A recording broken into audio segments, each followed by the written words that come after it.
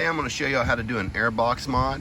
Okay, so we're going to start with flipping these two little clips right here on each side.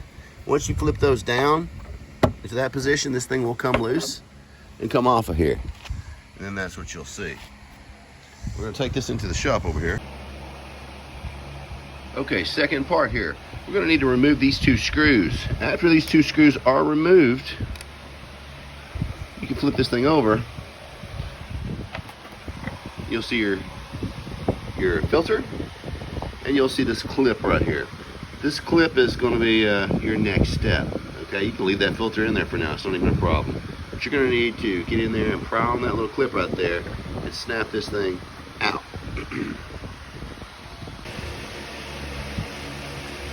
Now, once those two screws are removed and we have the clip unclipped and we have the two separate parts here, we're not going to need this part. We're going to set it aside, make sure we don't scratch or have any issue with that. We're going to take this filter out. We're going to set it aside over here, and the wrench and the screws to keep everything in the right location where you don't lose anything. Okay, now looking at this, you know, right here in the back, this area right here is what actually holds the filter. This area right here slides in right there to lock this into location. Okay, and as you see, when we put it together, you can see what you need to keep. I mean, you don't want to take anything off that's going to affect the actual seal up here. Okay. Now, anytime you're using a bandsaw or any kind of tool like this, you want to be very, very careful. One thing that I always do when using a bandsaw, no matter what I'm cutting or how I'm cutting it, is I grab a pair of gloves. Because I'm going to tell you something about a bandsaw. They're not forgiving. They will cut you. And it's too late. By the time you realize that you're cut, you're already cut. Now, I've never cut myself really bad with one of these things because I always wear my second skin, and that's what I call it. And I have nicked my glove a couple of times to where I did cut in that glove and just missed my finger. So I always think that wearing gloves when using a bandsaw, man, I'm going to tell you something. This could save you from stitches. I know it saved me a couple times. I'm not going to say it's going to save me forever, but I'll say this. This thing, dangerous. Now, not if used properly. Of course not. Any tool's going to be safe if used properly. I'm not going to get too carried away with it. I'm probably going to cut right across this flat right here and then just right in there, and then take that all off in one piece. And you'll be able to see exactly what I've taken away and what's left.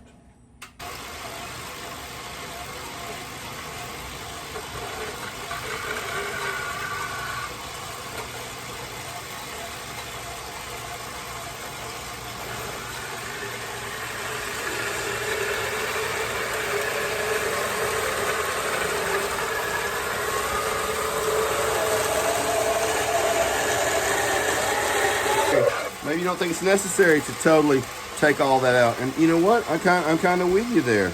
Maybe it's not necessary to take all that out. I mean, it's just funneling it right into the air filter. So what we're really trying to do is stop this one area up here that's obstructing all the airflow right in the beginning of the air filter. It's got like some fans that direct it.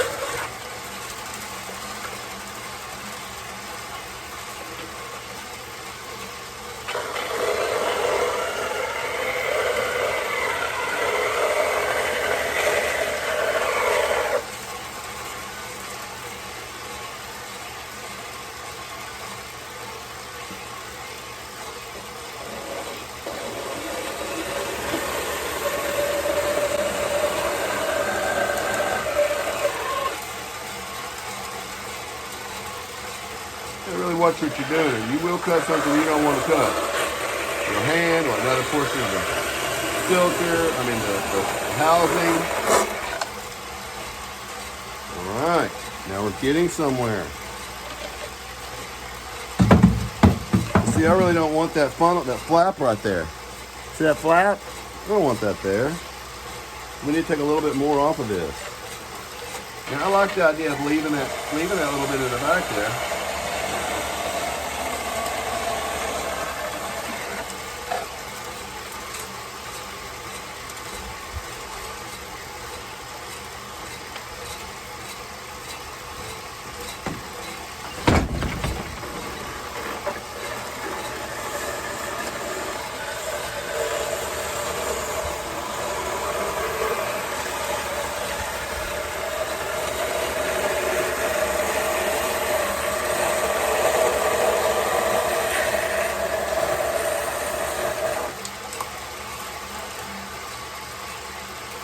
Now guys, I think I'm gonna take out the Dremel tool. Do a little bit of work with the Dremel tool here. So let's go to the next. Let's go over here. Let's go over here. Okay, I guess you're gonna walk with me. As you see, the shop is full of ceramic coated products. I've been working like a madman, which I always do because I'm a madman. I mean, what else would you expect from a madman, right? All right, so let's get it set up right here. See if we can see what's going on. Okay, you see I got this little bit left here. Now, I've got multiple ways of cutting stuff out in the shop. There's no doubt about that. Everything from a Dremel tool to a cutoff wheel on a grinder. And I think this cutoff wheel on the grinder will give me a more quicker, cleaner cut than that little Dremel tool will.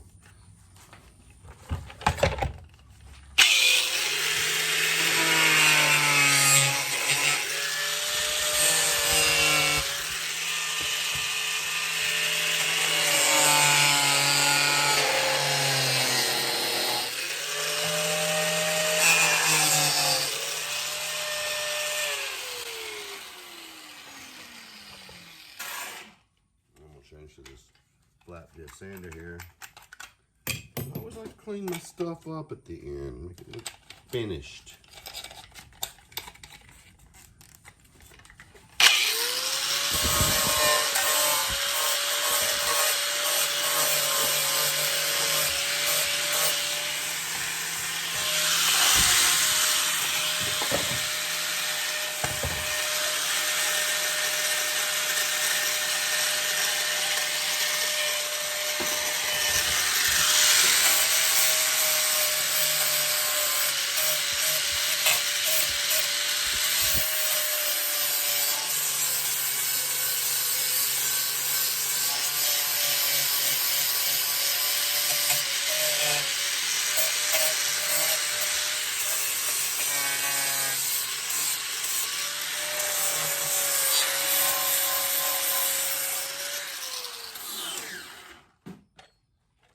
Doing that, you're gonna have some slag, some melted plastic. You just peel that off with your finger. You want to get any of that mess out of there because you don't want that getting sucked into your engine. I'll even go as far as to take, you know, a knife or something and scrape the edges. Because, like I said, that's not something you want in your motor. You don't want to suck any plastic up in your actual engine. That would be ridiculous. Just take a knife, scrape all these edges. You don't want any little sliver of plastic getting in your fuel system, making it into a motor. So any of this stuff here that could be loose could fall off on the wrong side of the filter, which that's almost impossible. The filter's gonna go right there. What am I saying? So clean this up. Clean it up just because you clean things up and you like clean things. You're not a dirty boy. That's why you want to clean up, I guess. Once it's all cleaned up, you get all the little stuff scratched off of it here.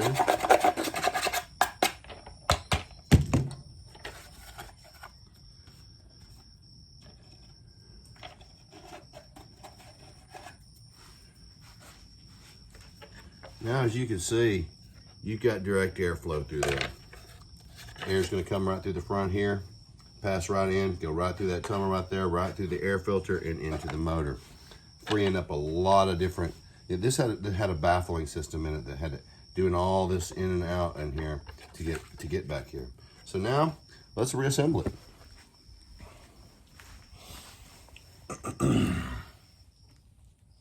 Okay, your pieces. Very simple. These tabs right here on the front.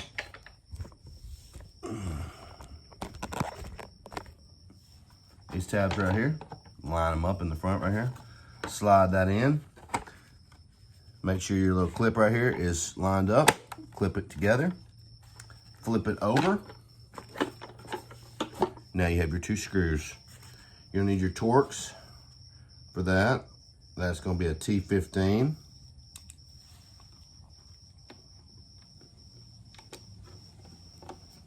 Tighten your screws back down. This is going to lock that box back together where it doesn't rattle, rock, roll. Well, we like rock and roll, so. All right. Tighten her down. Okay. Wipe anything off that might be on. Okay.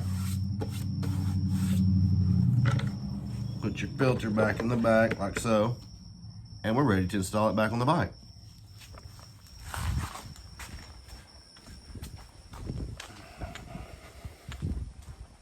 This is an easy install back on the bike, as you guys know.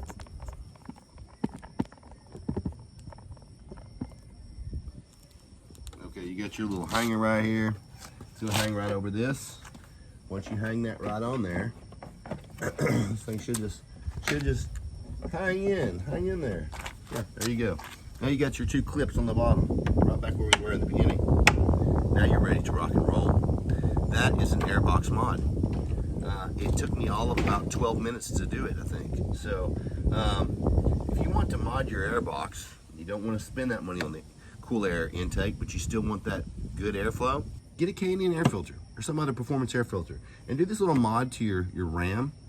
And it's basically like, you know, it's just basically like you just did the cool air intake. It's going to increase the sound of the motor, noise. Oh, actually, it's going to increase the sound of the air intake noise, but it's going to make the bike sound more and make more noise. So, Airbox mod, if you can do it, do it. And you don't have to have a bandsaw or a grinder like that, but you do see what you have to do to get it done. So, hey, y'all guys have a great Saturday, and hopefully this helps y'all out on y'all's Airbox mod.